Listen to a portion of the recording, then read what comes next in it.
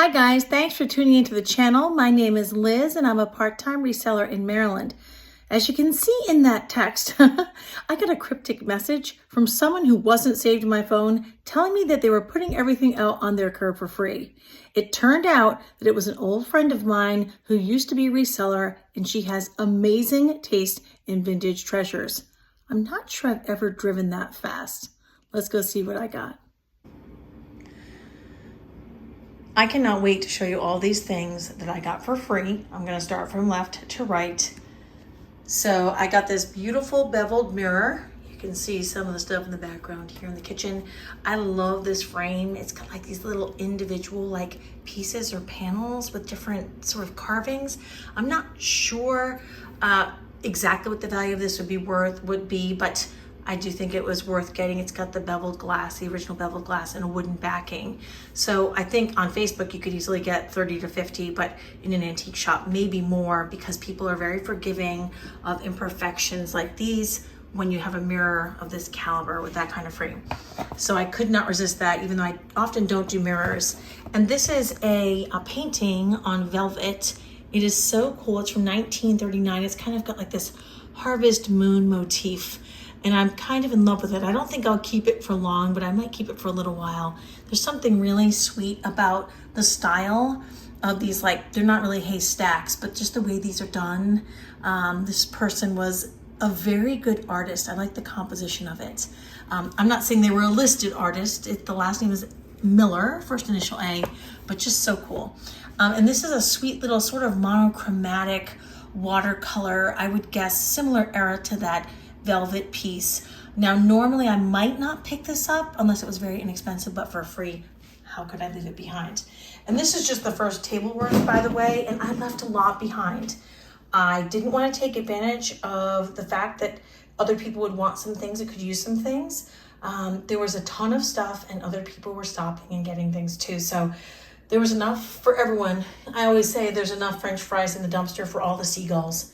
I'm one of the seagulls and these are the French fries, in case that metaphor isn't clear. I love the look of this piece. I don't know who uses these for baking, but I'm going to try to say this name, Schlemmertopf. These do have some value, and this one is a glazed one, so it's probably worth more like $100. By the way, those little pieces of art, I would probably sell those for maybe like 30 to 50, but I'll double check to see if I can find the signature on that little watercolor and stuff first. I always check the artist names. That can make a huge difference. I have bought very inexpensive art at thrift stores that's been worth thousands of dollars. Hasn't sold yet because I checked the names, so I always check those. I think this is for some kind of printing. I don't know if it's on fabric or what. Maybe you guys know. It's got this textured finish. It's a wood block. Google Lens didn't really help me. I know I've seen these somewhere. I may try again and see if I can find something like that, but it was so unusual and neat looking. I like objects like that you could just prop it up somewhere in your home and it's a conversation piece. And there were a couple little things I might not buy. I wouldn't normally buy a cloisonne pen, but it's new in the box. I have no idea what these little chairs are for. Let me know in the comments if you know. They're pewter. They don't match. They're not place card holders. Maybe they're just decorative. I really don't know. I wonder, do they have a name? I think they have a name. I'll have to see and show you a comp if I find one. Damaged photos I like to rescue. This one had a piece of wood with it, but I don't think it goes with this photo. It talks about someone's maternal grandparents, but I always try to keep that stuff together in case it's helpful for someone who's trying to identify the person in the photo. This is a woman with a very unusual and large bonnet. Does anyone know what that kind of bonnet is called? I want to guess this is about turn of the century, but I'm not an expert on fashion or photography. I always pick up these booklets for vintage dolls. I like vintage dolls actually, but I feel like the booklets got thrown away. And so that has some value. I'll show you. This is a little compact. I don't know if it's by Stratton, but I like the little bowling motif. So maybe $10 to $20. Could be a little bit more if someone needs that particular one in their collection. These are just to put in your hair. You twist your hair into a bun and then they're like, I think they're actually called hair sticks, but I don't want them to be thrown away. She said she was taking stuff to the dump if people didn't take it. So this is made of eucalyptus wood. It's just a little votive or tea light holder. So, you know, $10 in the booth, maybe 15. These actually have some value. Now, I don't know if this one's by Gerard. Gerard's pieces have quite a bit of value, and they have for a number of years if you find the right buyer. I liked the way the clock hand is the steeple here, and you have like some works from a watch in here as maybe like the rose window. Yeah, anyway, this is Big Ben, obviously. Not signed Gerard that I can see, but I still think that's going to have some neat, or at least some solid value, I should say. I love old scissors. These are not particularly valuable as far as I can tell so far. Again, I will put up screenshots if I find out some kind of magical number or information to share with you guys. I can't seem to read or identify the maker of this, but it had a mid-century sort of look, but who knows, it could be West Elm or something. But I really liked this motif, those lines. That just reminds me of some of the pieces that Laura Caldwell picks up. So for free, of course, I'm going to grab it.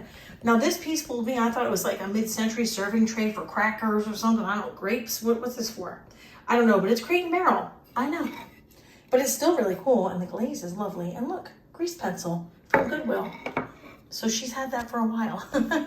I often pick up Disney pieces. They sell at the booth. I haven't found too many that sell well online, except I did have a vintage Disney map, which was really cool from the 70s. And so that's like documenting the history and evolution of the park. So I do pick those up though, because people buy them at the booth for say, I don't know, 10 or 12 bucks.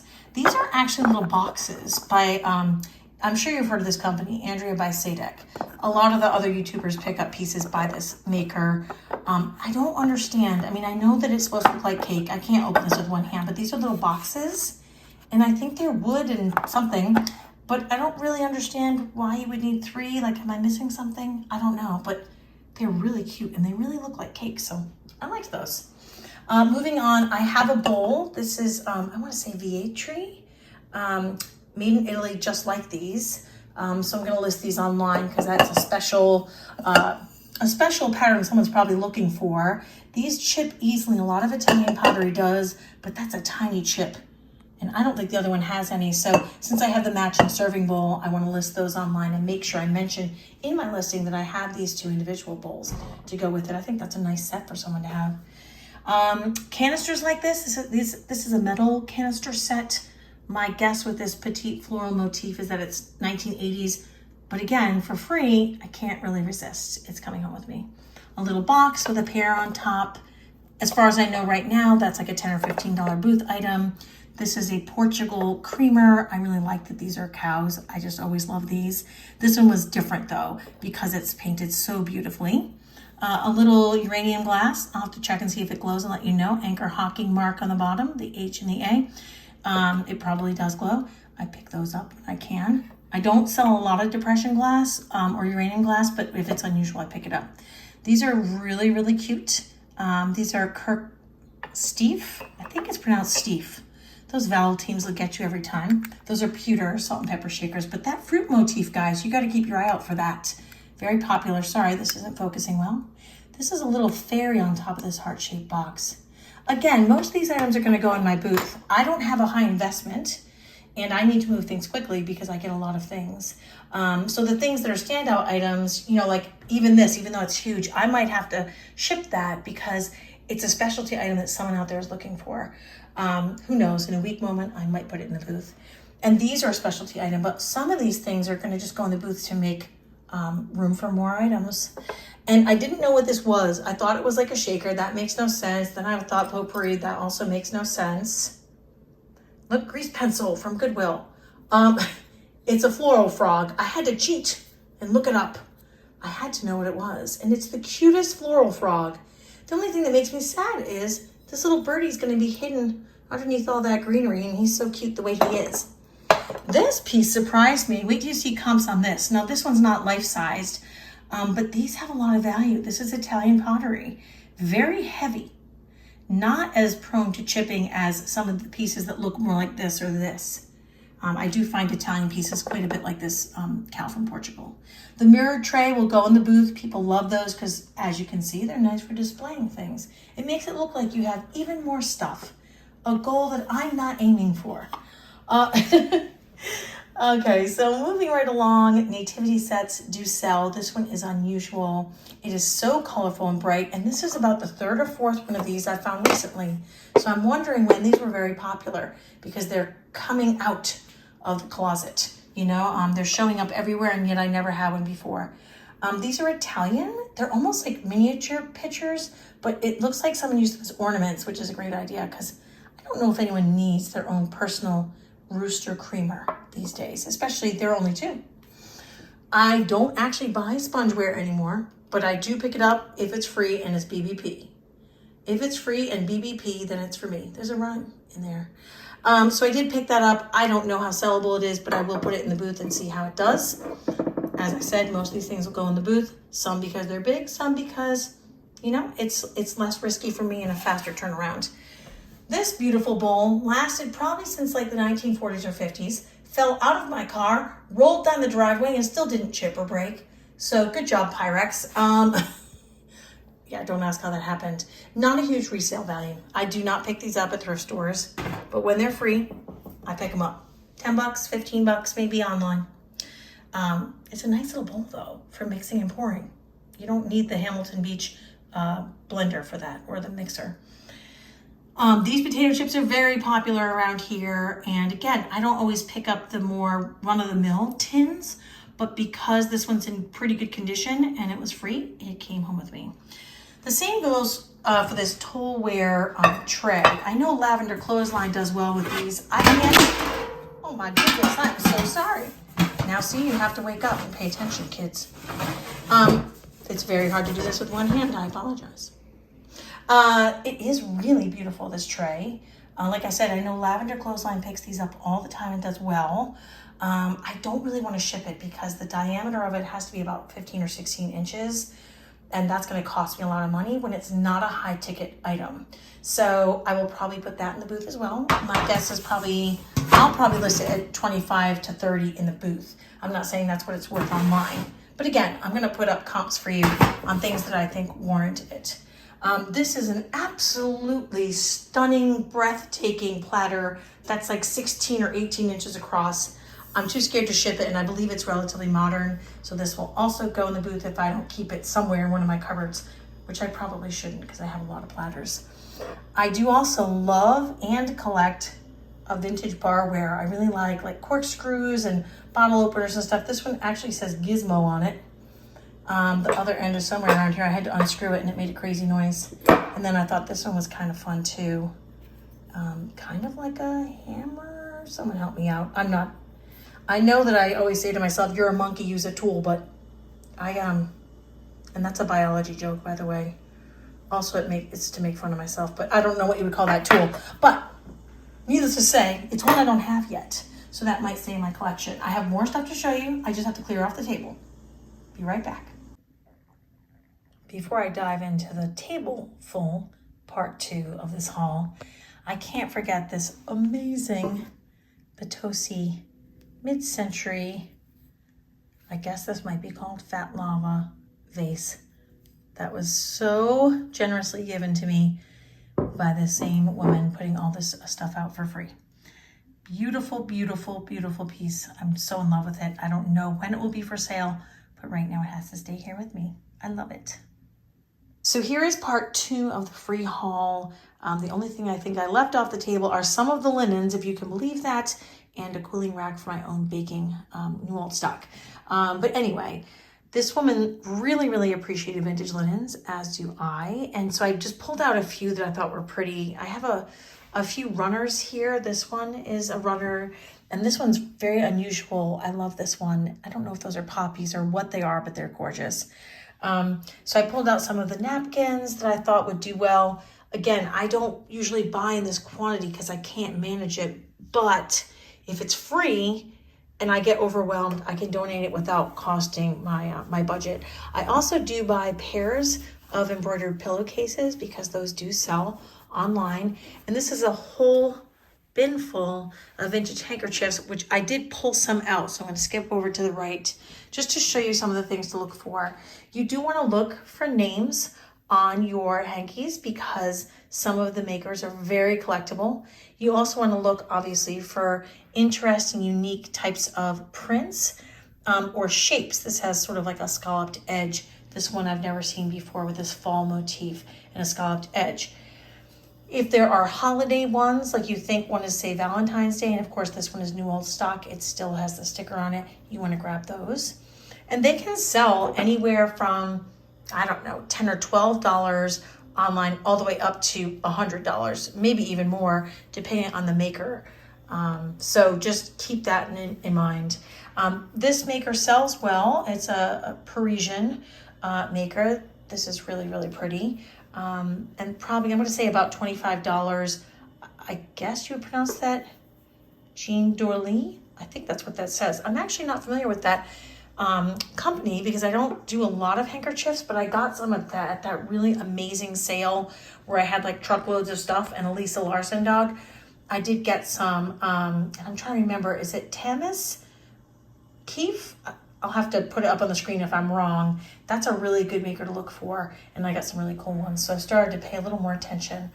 Even though this is, of course, horrific when we look back now, I think it is interesting because I've never seen a bullfighting handkerchief before. I don't know if it's a souvenir from Spain. Maybe someone sent it to her.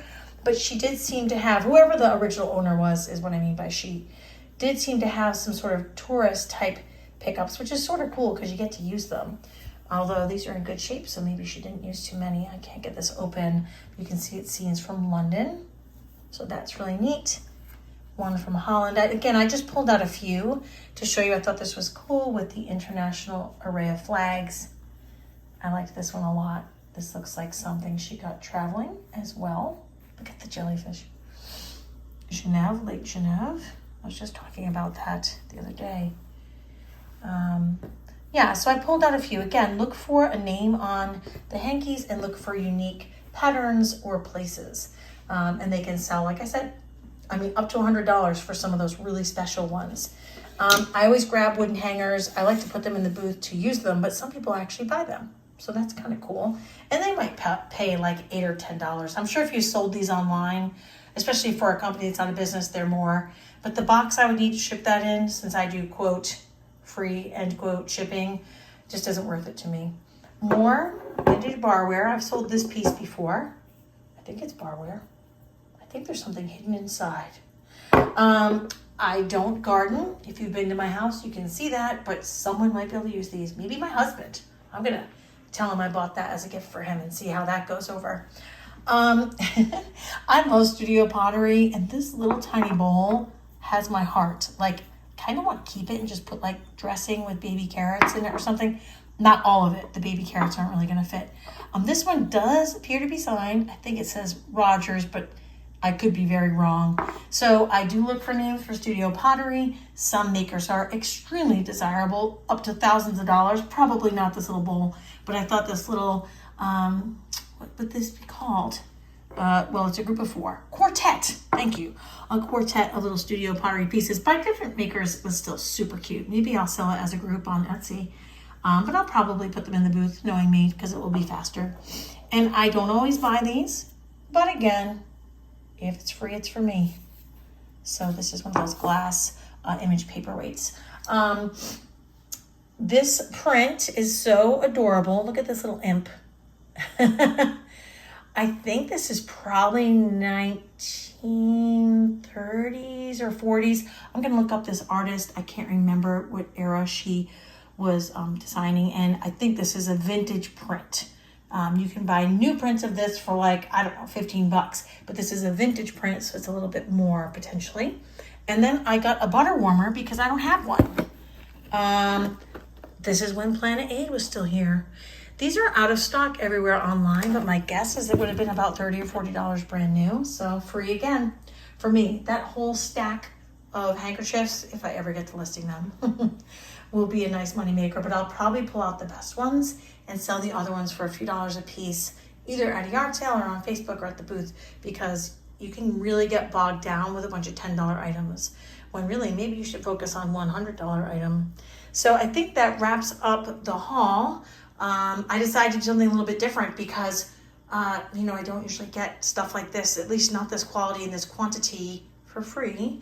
And I thought I would just let you guys know that you should never stop searching, even if you're just driving down the street and you see something. If you saw a $20 bill by the side of the road, you'd probably pull over. And this is way more than a $20 bill, so of course I pulled over. And when it's free, again, if you get overwhelmed and your death pile is crazy, you can still donate it and save the landfill and let other people reuse things instead of wasting the precious resources we have. Anyway, moving right along with the precious resource of time that I have, I do hope you guys get out there soon, that you are looking carefully and closely to find amazing treasures, maybe for free or just good prices. And I always hope that you guys never stop searching. And I will see you guys next time.